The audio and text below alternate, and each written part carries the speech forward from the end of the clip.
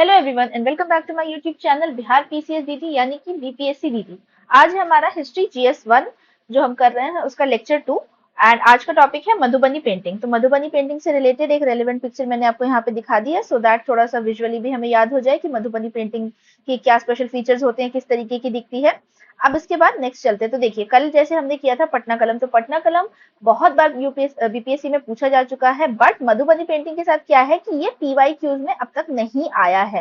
And specifically जब तक जो पुराना पैटर्न था यानी कि 67th के एग्जाम तक का जो पैटर्न था, तब तक Madhubani painting was not even part of the syllabus. हालांकि सिलेबस में अभी भी ऐसी कोई चीजें अपडेट नहीं की गई हैं, but because short notes introduce हो गए हैं तो थोड़ा सा पैटर्न चेंज हो गया। अब जिस तरीके से चार्टर एक्ट पूछे जा चुके हैं या फिर केव पेंटिंग्स के बारे में पूछा गया था, ईस्टर्न केव पेंटिंग्स जो है 68 में भी वो सवाल आया था, इसको ध्यान में रखते हुए मधुबनी पेंटिंग और साथ ही साथ मंजूषा पेंटिंग, ये दो पेंटिंग पैटर्न्स हैं जिसको इंक्लूड कर लिया गया है। तो from 68 onwards we have been practicing Madhubani and Manjusha as well, इसलिए आज हम मधुबनी वाला लेक्चर कर लेंगे और कल हम मंजूषा पेंटिंग जो आर्ट है उसको कंप्लीट कर लेंगे। सो इस पे देखिए बहुत ज्यादा डिटेलिंग रिसर्च नहीं करनी है आप लोगों को। It is a relevant topic to prepare. और इसकी प्रोबेबिलिटी भी या पॉसिबिलिटी जो रहेगी वो हमेशा होगी कि एक शॉर्ट नोट के कॉन्टेक्स्ट में ये सवाल पूछा जाएगा, यानी कि या तो ये 7 मार्कर होगा या फिर 8 मार्कर होगा।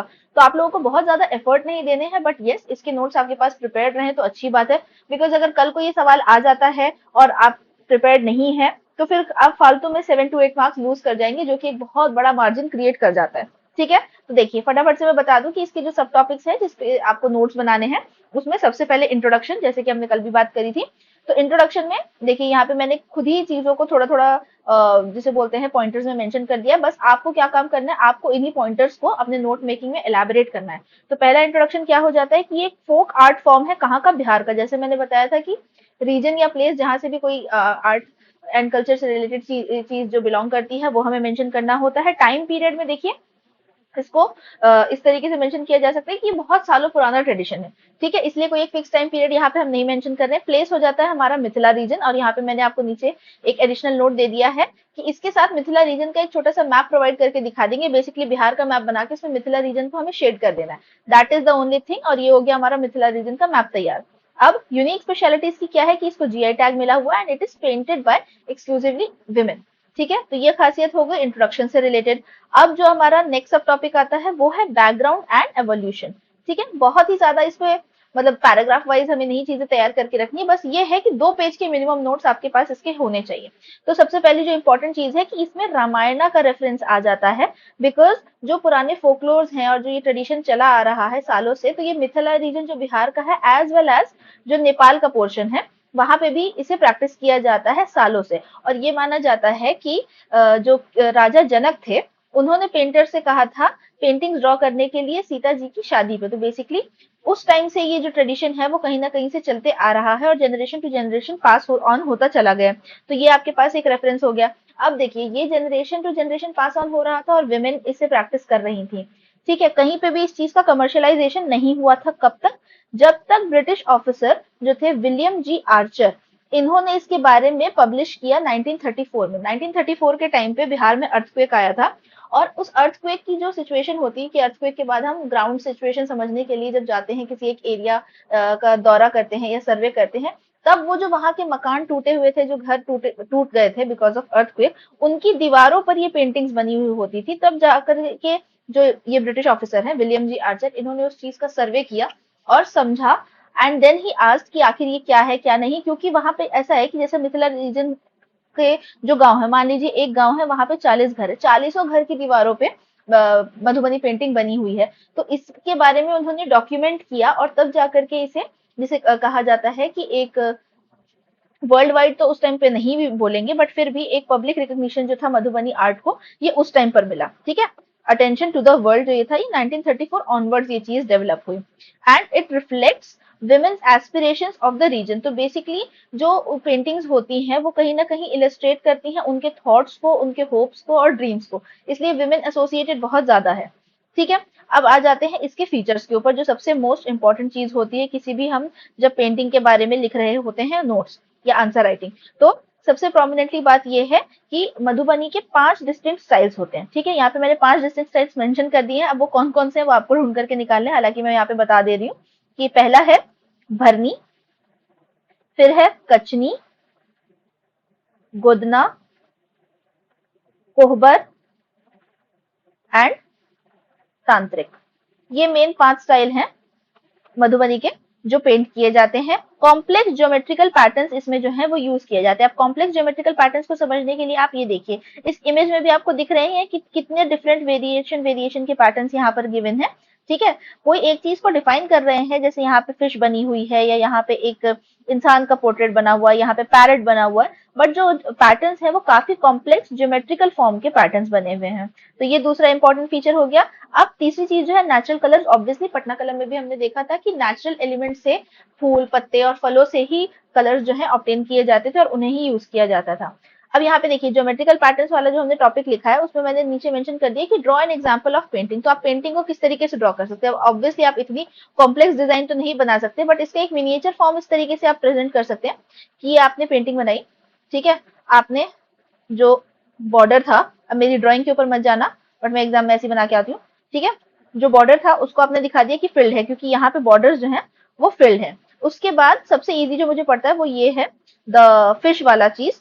तो मैं इस तरीके से चीजों को बना देती हूँ। इधर ऐसे आंख बनाई और समथिंग समथिंग ऐसे करके, ठीक है। यहाँ पे बहुत खराब बन रहा है, इतना खराब नहीं बनाती, बट इस तरीके का आप एग्जाम्पल दे करके नीचे लिख सकते हो that the figure represents Madhubani painting, ठीक है। तो इस तरीके का अगर एक छोटा सा आपने डायग्राम वहां पे बना दिया तो वो भी थोड़ा सा अट्रैक्टिव हो जाता है। देन नेक्स्ट आ जाता है नो यूज ऑफ ब्रशेस। तो मधुबनी पेंटिंग बनाने के लिए देख रहे हैं आप लोग, इतनी इंट्रिकेट पेंटिंग ये यहाँ पे बनी हुई है, इसको बनाने में कोई भी किसी भी तरीके का ब्रश नहीं यूज किया जाता है। इंस्टेड ऑफ ब्रश वहां पे क्या यूज किया जाता है, वहां यूज किया जाता है ट्विग्स या फिर मैच स्टिक्स, जो पतली पतली जिसे बोलते हैं ना, तीलियां जो होती हैं, तीलियों का यूज करके इस पेंटिंग को, या फिर फिंगर्स का यूज करके डायरेक्टली पेंटिंग्स को क्रिएट किया जाता है। थीम्स के बारे में आ जाते हैं। तो यूजुअली ये जो पेंटिंग्स हैं ये शादी के टाइम पे या फेस्टिवल्स के टाइम पर मतलब बनाई जाती हैं, ठीक है। अब इसमें दो डिफरेंट टाइप आ जाते हैं। एक तो होता है वॉल पेंटिंग, ठीक है, जो दीवारों पर की जाती है, और एक हो जाता है फ्लोर पेंटिंग, ठीक है, फ्लोर पेंटिंग। तो ये दो टाइप की पेंटिंग्स हैं जो डिफरेंट डिफरेंट थीम्स पे करी जाती हैं। देखिए वॉल पेंटिंग जो होती है तो कुछ होती है जो फेस्टिवल रिलेटेड होती है, वहां पे वो फिगर्स दिखाते हैं गॉड्स एंड गॉडेसेस के, या फिर माइथोलॉजिकल कैरेक्टर्स जो होते हैं उनको पोर्ट्रे किया जाता है। और कुछ डेकोरेशंस होती हैं जो शादी के फंक्शन में होती हैं, तो वो सिंबॉलिकली दिखाया जाता है वहां पे love and power and fertility वाली जितनी चीजें हैं जो कि एक मैरिड लाइफ से जो एलिमेंट्स एसोसिएटेड होते हैं उसका पोर्ट्रेल करके भी ये पेंटिंग करी जाती है। फिर आ जाती है हमारी फ्लोर पेंटिंग। फ्लोर पेंटिंग को बोला जाता है अरिपन, ठीक है। क्या बोला जाता है, अरिपन। ये सारी चीजें आपको रिसर्च करके नोट्स में अपने ऐड करनी है। अरिपन फ्लोर पेंटिंग होती है जो रंगोली के पैटर्न में यूज की जाती है, जो फेस्टिवल्स पे बनाई जाती है, ठीक है। जैसे उसमें हो गए डिफरेंट टाइप के फ्लावर्स हो गए, ट्रीज हो गए, स्वस्तिक का सिंबल हो गया, तो ये सारी चीजें करके फ्लोर पेंटिंग अरिपन बनाई जाती है। नेक्स्ट आ जाता है हमारा फेमस आर्टिस्ट। तो यहाँ पे अब फेमस आर्टिस्ट के हमको नाम डालने हैं, तो फेमस आर्टिस्ट आपको अच्छे से सर्च करने पड़ेंगे। बहुत सारे आर्टिस्ट में से एक जो सबसे इंपॉर्टेंट हो जाती है हमारी, कि वो है महासुंदरी देवी, ठीक है। इनका नाम जरूर से लिखना है। महासुंदरी देवी हो गई, सीता देवी हो गई, ये वो लोग हैं जिन्होंने इस आर्ट को रिवाइव किया है और कमर्शियलाइज करके एक रिकग्निशन दिलवाया है, ठीक है। कंटेम्प्रेरी लेवल की आर्टिस्ट है, ठीक है। तो ये नाम हो गए, आप लोग दो चार नाम और सर्च करके रख लीजिएगा, बट दो जो मोस्ट इंपॉर्टेंट नाम है जो मतलब मेंशन होते ही होते हैं, ये उन लोगों के नाम मैंने बता दिए। अब नेक्स्ट आ जाते हैं कि अब चैलेंजेस क्या है। तो पहली चीज क्या, कोई कमर्शियली पॉपुलर तो था नहीं, बट फिर भी जब थोड़ा बहुत इन चीजों को आगे बढ़ाया गया तो इनमें दिक्कतें क्या आई। पहली चीज तो लिमिटेड पैटर्नेज, की भाई पैटर्नेज तो कोई दे नहीं रहा था इनको पेंट करने को, ये अपने मन मुताबिक पेंट कर रहे थे, ठीक है। तो इसकी कोई कमर्शियल वैल्यू इन्हें नहीं मिल रही थी। Lack of market linkages. अब एक गांव में इस तरीके की पेंटिंग होती है, इसके बारे में लोगों को पता ही नहीं है, ठीक है, लोगों को पता ही नहीं है, तो मार्केट लिंकेजेस बनना जरूरी है, तभी तो दूसरे किसी रीजन के लोग आकर के उस चीज में इंटरेस्ट दिखाएंगे और उसे खरीदेंगे। देन न्यू इनोवेशंस हो गई। अब जो प्रिंटेड मटेरियल मिल रहा है, आप एक बात बताइए कि मधुबनी हैंड पेंटेड वाली साड़ी कोई खरीदेगा, या उससे पहले में जो कम प्राइस में ऑलरेडी जो मिल्स वगैरह से साड़ी आती हैं रेडीमेड, उसको प्रेफर किया जाएगा। देन डोमिनेंस ऑफ मिडलमैन, कि अब अगर आप मान लीजिए कि एक मधुबनी पेंटिंग आप खरीदते भी हैं, तो आपने जो है वो मिडलमैन, आप डायरेक्टली तो जो पेंटर्स हैं उनसे तो आप इन्वॉल्व नहीं हो रहे, क्योंकि वो तो लोकल फीमेल आर्टिस्ट हैं, उन्होंने मिडलमैन को दे दी। मिडलमैन को आपने दिए हैं मान लीजिए एक चीज के 1000 रुपए, और वो इनको पहुंचा रहा है सिर्फ और सिर्फ 100 रुपए, तो इस तरीके से डोमिनेंस ऑफ मिडलमैन होने की वजह से भी इन लोगों का तो फायदा नहीं हो रहा है ना, ये लोग इतना एफर्ट डाल करके एक पेंटिंग बना रहे हैं, ठीक है, उसको उसका उनको जो है प्रॉपर वर्थ नहीं मिल पा रहा है, तो ये कुछ उसके चैलेंजेस हो गए। अब इसके बाद आ जाते हैं रिवाइवल एंड प्रमोशन। तो रिवाइवल एंड प्रमोशन में तो आप जान रहे हैं बहुत सारी चीजें हैं। सबसे पहली चीज तो इसको जीआई टैग रिकॉग्निशन मिला हुआ है, जिसकी वजह से ये one district one product scheme के अंडर भी चल रहा है। मधुबनी पेंटिंग को इंटरनेशनल लेवल पे प्रमोट किया जाता है।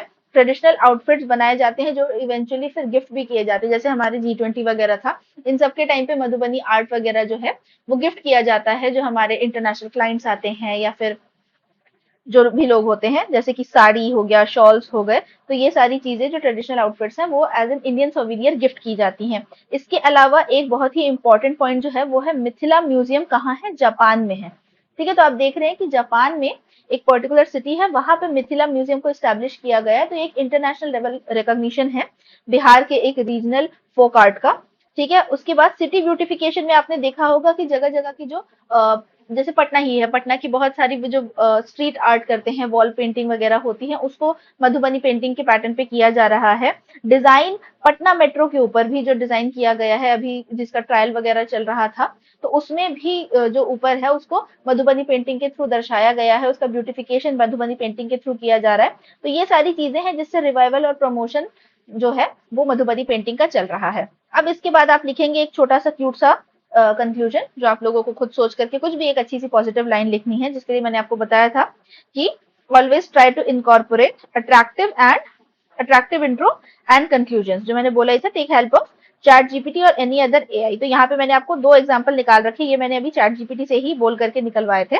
ठीक है, कुछ नहीं करना है, आपको बेसिक प्रॉम्प्ट्स देने हैं कि Madhubani painting related UPSC level answer, उसका आपको कंक्लूजन दे दे या वो इंट्रोडक्शन दे दे कुछ अच्छे से। देखिए, Madhubani embodies the collective artistry of rural women of Mithila, a sustaining tradition while adapting to modernity. This is a very beautiful line. Another line is Madhubani painting is not merely a form of folk art, but a living cultural tradition that bridges mythology, ecology and social life. तो कितना beautifully इस चीज को बताया गया है कि mythology connection तो है ही, अब इकोलॉजी किस तरीके से आता है, क्योंकि सारे के सारे नेचुरल एलिमेंट्स जो हैं वो यूज हो रहे हैं इसको बनाने के लिए। ठीक है, कुछ भी आर्टिफिशियल चीज नहीं है, कुछ भी जिसे कहा जाता है ना सिंथेटिक मीडियम का नहीं यूज किया जा रहा है, सारे के सारे नेचुरल एलिमेंट्स यूज करके इसे बनाया जा रहा है, एंड सोशल लाइफ को तो ये पोर्ट्रे कर ही रहा है। ठीक है, तो इस तरीके से ये बहुत ही अच्छा आपके लिए कंक्लूजन लाइन हो जाता है। इसके अलावा हाँ, यहाँ पे मैंने आपको सोर्स बता दिया कि यूपीएससी के आर्ट एंड कल्चर के नोट्स जो हैं वो आपको बाजीराव एंड रवि पे मिलते हैं, उसमें ही आपको एक सब टॉपिक में मधुबनी पेंटिंग मिल जाएगा। उसमें सारे जितने भी ये मैंने यहाँ पे पॉइंटर्स दिए हैं, इसको एलैबोरेट करने के लिए आपके पास पैराग्राफ एंड एग्जांपल्स रहेंगे। आपको कुछ नहीं, बस बाजीराव एंड रवि की साइड से जा करके इस चीज को निकालना है और नोट मेकिंग बना के रख लेने हैं। ठीक है, 2 to 3 पेजेस मैक्स, इससे ज्यादा आपको जरूरत नहीं है इसके नोट्स बनाने की, बस शॉर्ट आंसर के कॉन्टेक्स्ट में हमारे पास नोट्स होना चाहिए। इसी तरीके से कल हम करेंगे मंजूषा पेंटिंग को, और उसके बाद फिर जो थोड़े हेवी टॉपिक्स हैं आर्ट एंड कल्चर के, जैसे कि पाला आर्ट हो गया या मॉडर्न आर्ट हो गया, देन उसके बाद फिर हम उस चीज को एड्रेस करते हुए चलेंगे। बट प्लीज मेक श्योर कि आप मधुबनी पेंटिंग के आज ही हाथ के हाथ नोट्स बना करके रख ले, बहुत ज्यादा टाइम नहीं लगेगा, हार्डली आपको बहुत ज्यादा रिसर्च भी नहीं करनी है, मैंने सोर्स आपको बता दिया है कि कहाँ से आपको फॉलो करना है। मुश्किल से आपको 1 घंटा लगेगा और आपका जो मधुबनी पेंटिंग का जो नोट्स है वो तैयार हो जाएंगे। मैं आपको दिखा भी देती हूँ, ये है बाजीराव एंड रवि की साइड पे आपको मिल जाएगा मधुबनी पेंटिंग। ठीक है, origin and history, nature of art, philosophy, features. ठीक है, देखिए भरनी, कचनी, गोदना, तांत्रिक, गोबर, जो मैंने पांचों डिस्टिंक्ट स्टाइल बताए थे, थीम्स यहाँ पे हो गए। सिंबॉलिक आर्ट, देखिए यहाँ पे लिखा हुआ है fishes are the symbol of fertility, sun and moon depicted because of their life giving qualities. Then Madhubani painting में कलर्स किस तरीके से यूज किए जाते हैं, मेजर फीचर्स क्या हैं, division of space, geometrical patterns, face detailing.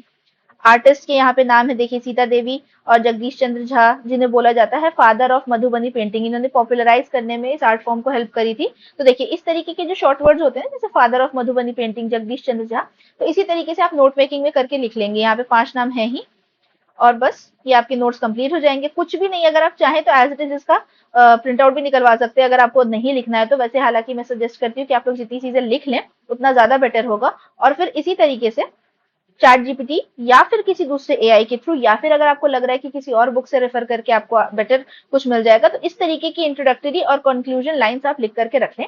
So I hope ये आज का तो लेक्चर छोटा ही था और बहुत अच्छे से कवर कर लिया है। इसके अलावा आपको कोई और डाउट हो या फिर कोई सजेशन हो तो प्लीज कमेंट बॉक्स में बताइएगा। आपको इसका जो पीडीएफ है वो मिल जाएगा मेरे टेलीग्राम चैनल पे। तो अगर जिन लोगों ने मेरा टेलीग्राम ज्वाइन नहीं किया, प्लीज टेलीग्राम ज्वाइन कर ले, बिहार पीसीएस दीदी के नाम से है। अदरवाइज आप मुझे ईमेल भी कर सकते हैं bpscdd@gmail.com। एंड टिल देन अच्छे से पढ़िए, like share and subscribe and see you, bye.